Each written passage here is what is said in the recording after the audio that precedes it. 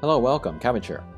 In War of the Visions, let's look at the state of my account 3 months since the release of the game. And my account is at a pretty good place. You could call it a resting spot. You could even call it a stopping point.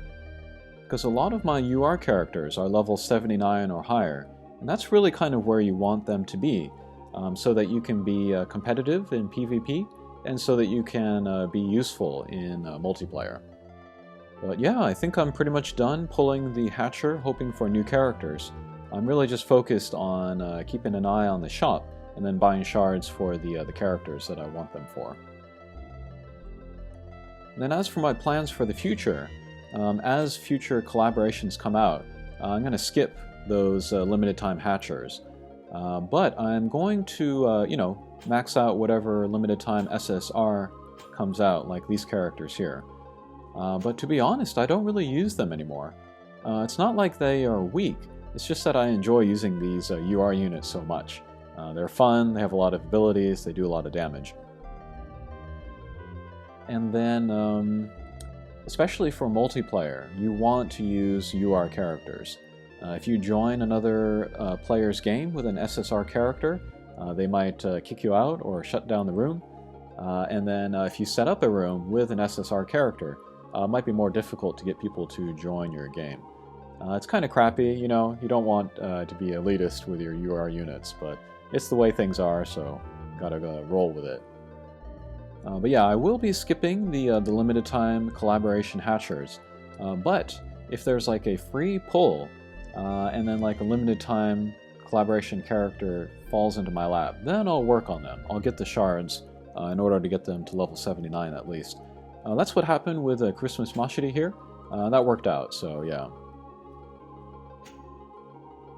But besides the characters I have at 79 or higher, the UR units I'm interested in working on, one is Ayaka. She's actually only one step away from reaching level 79, but it's the most expensive step. And then to be honest, level 65, Ayaka is still very, very good. She can function at the highest levels of the game. Yeah, healers, you don't need to level up as much. I'd also like to get Eileen to level 79 because I have UR units for all of the elements except for Earth, and then she can fill that void. But I'm very low on her shards. I'm going to wait until I get enough shards until I can get her to level 79 before I really start awakening her. And then there's Gilgamesh, one of the better characters in the game. But he or she is more difficult to level up and awaken than any other character. Because from the hatcher, they have half the chance of coming out, and then when they show up in the shop, the shards, they cost twice as much as any other character, so it's difficult to awaken this guy. But I'm playing the daily hard quests so I can get the shards little by little, and then maybe with some lucky pulls in the hatcher, I'll be able to get him or her up to level 79 someday. And then as for lower rarity characters, I guess I'm working on Vistral, but that's just because he has the Thief main skill, so maybe someday he can join my Mug party. Okay, but otherwise, let's talk about my UR characters. I guess we'll go from the left. First is Engelbert, and I love this guy. He's my pick for maybe the best character of the release pool. So yeah, you might want to do the reset marathon for him. But the reason why he's so good is that he's the best tank in the game. He's kind of the only UR tank. And then he has a lot of longevity, he's good in PvP, and he has some decent attacks as well, especially if you use the Monk sub-job. That gives him some ranged attacks. So really like this guy.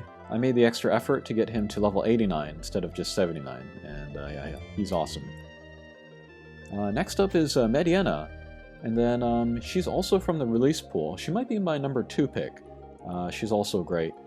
Great farmer. She can hit lots of guys like in a big area very quickly as well with her limit break, which is available turn 1.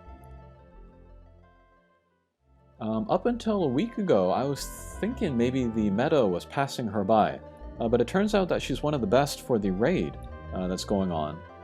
the Choco Pudding raid. And then the reason for that is because you can use her to chain magic attacks and then get more damage that way. There are other characters that are better for that raid actually, but like the best character is Lucia here. She's brand new, but the fact that she's brand new means that much fewer people have her at level 79 or higher. So a lot more people have Mediana, so it's much easier to set up rooms or join other people's rooms with Mediana, get a team full of Medianas, and then do that magic chain. So yeah, she's pretty great. But going back to Lucia, yeah, newest UR character in the game right now. She's pretty great. She's Wind Element, which is the best for the Choco Pudding, which is Earth Element.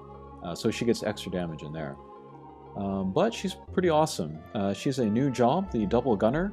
It's different from the Gunner in that she has more attack-based abilities, while the standard Gunner has like attack plus support together.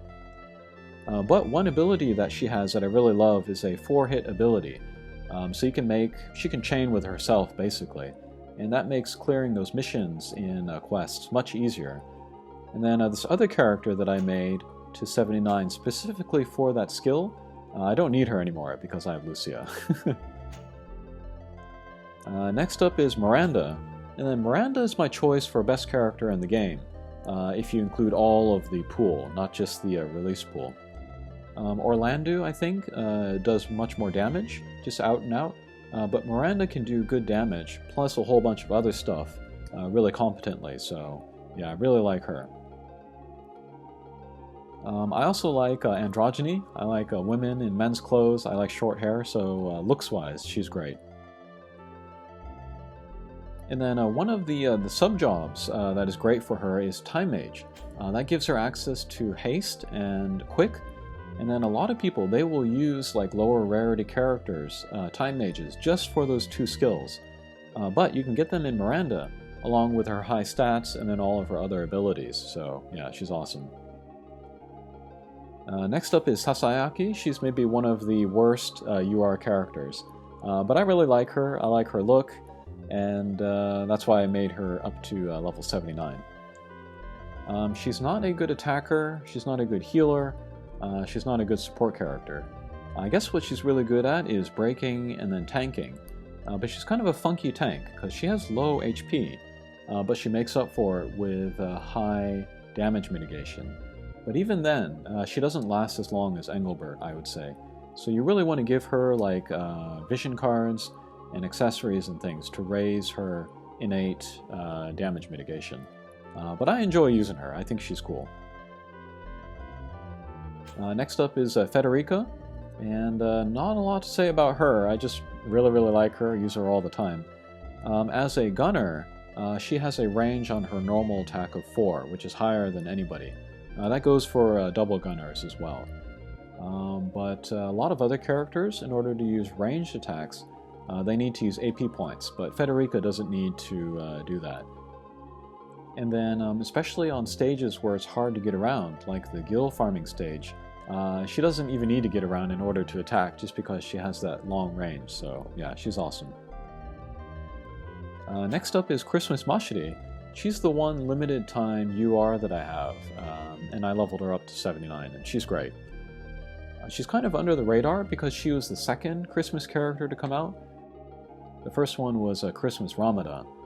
But yeah, Christmas Ramada came out, everybody used all their resources to get her and level her. And then Mashiri came out, and a lot of people were like, I'm good. But I think maybe she has the better lifespan than Ramada. Ramada and then Shuteru here, they're kind of similar. They've kind of fallen behind the meta. But Christmas Mashiri is still very current. But as a Dragoon, she can do great kind of close range damage against a single target. But also with the Hunter sub-job, she gets ranged attacks, which is the in-fashion thing now, especially with the current arena map. But also with the Hunter sub-job, she gets that dodge ability.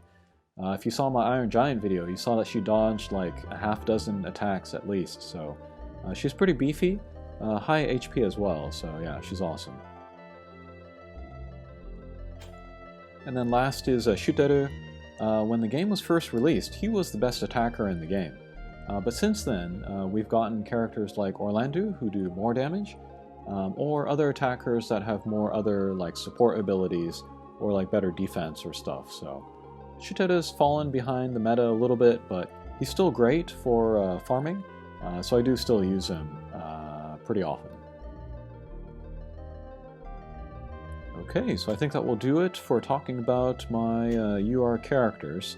Next we can look at vision cards and espers. And then I have all of the espers except for Odin and Tetrasylphid. I would like to get them.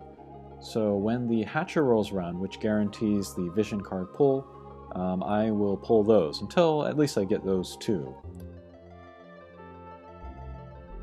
But yeah, again, not pulling for characters, just saving my lapis to buy the shards for the characters that I already have. And that's really kind of the smart way to play this game, is to set limits for yourself, set goals.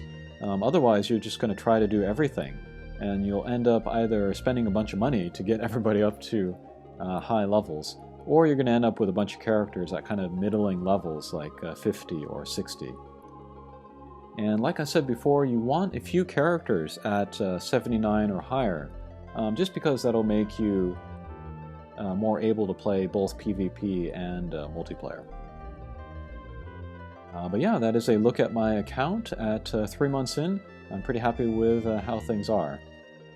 Thanks for watching, and we'll see you again. Take care.